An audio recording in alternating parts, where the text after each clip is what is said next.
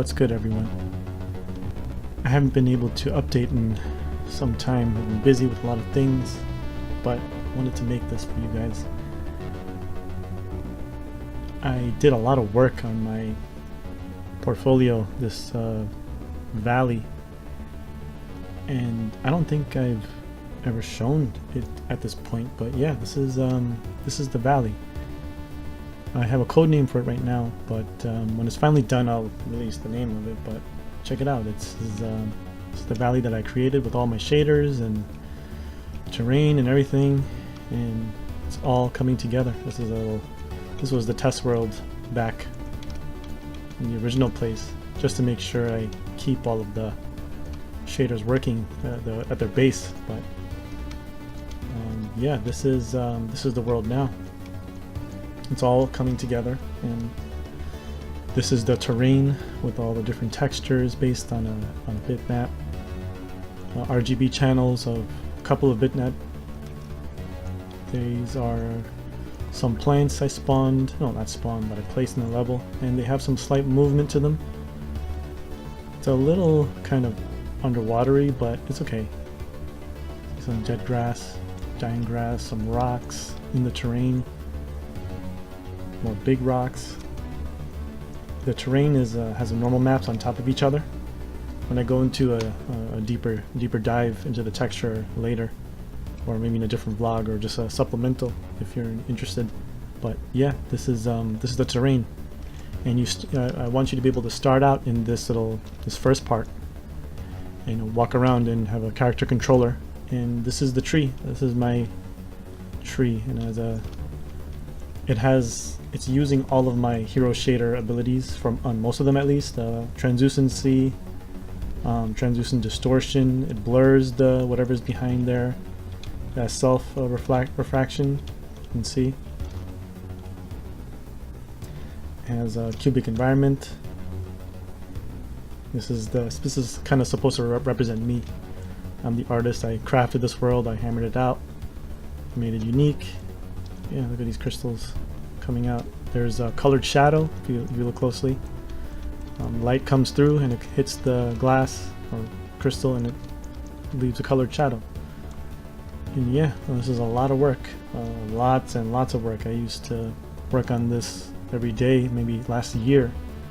Only now have I been actually putting more, assets. And yeah, this is a tree. I'll show you the sketch that I used, but this is the tree, and I just gave it some variation, like a red, orange, red, green. They're subtly moving. I did this with bone animation, but yeah. Here's the water, final water shader. A bridge, I just recently finished this. It's called the Broken Bridge. Has a lot going on. I like to do some supplemental stuff too. But there's a gold trim with some reflection, some moss, rope. If you can look, the specularity is different based on where the moss is. And the moss is not very specular, so I took away the specular in that area. But I added the wood, put in some little bit of cubic reflection, maybe a hint at some phenomena like reflection or something. There's some edge shader, edge effects. If you look at this metal part, with this side, this white side, this side gets really white. And if you look on it straight on, it gets a little darker. It's kind of like a rim effect, rim shading. It's slightly animating too. The ropes have subsurface. Fake subsurface that I tried to make. I think it looks pretty cool. Yeah, and broken parts of the wood, metals, torn, misplaced. Some of the, planks are off center to kind of just make it look kind of overgrown. Rope is swinging. There's a really simpler underside. Some planks, cross planks. But yeah, here's the waterfall I worked pretty hard on. It's the same thing as it's the same shader as the lake, but it just has different parameters for our speed. If you look closely, even the shadow gets distorted by the rippling, by the waves. These things are casting shadows. The particles receive shadows, these shadows, these are dropped the tree, picking up from the tree, this tree shadow. These splash particles are picking it up if you look.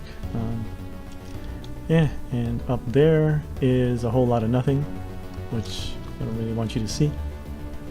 But yeah, here's the view. Here's a new tree that I added, because this is the living side with some rocks, moss, living plants, more multicolored plants, green, a little bit more living trees.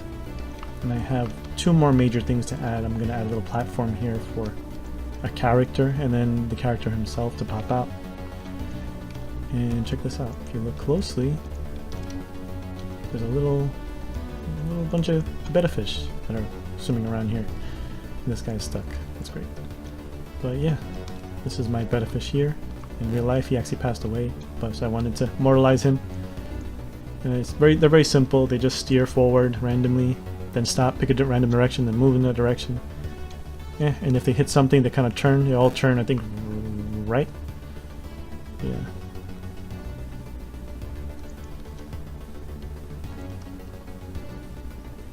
This is some fog, some localized fog. You can receive shadows. If you look here, there's a little line here.